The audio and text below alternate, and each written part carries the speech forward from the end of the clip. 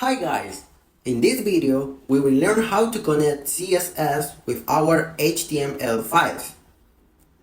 To start, I need that you have a knowledge in HTML because you will need it.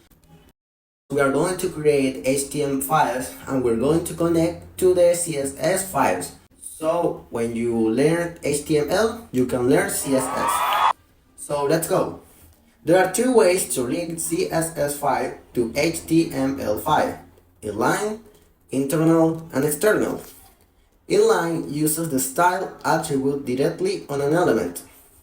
Internal means writing CSS inside a style tag in the HTML head. And external means creating a separate CSS file and linking with link. So, which is better? The answer is external. External is the best method. It keeps code clean and reusable. Because inline is the worst. Inline is literally put the code inside HTML elements, so you increase the lines of your code in HTML, so it's not efficiently.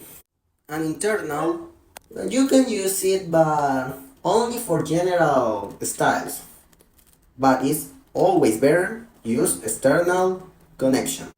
So let's try creating a link to a CSS file step by step.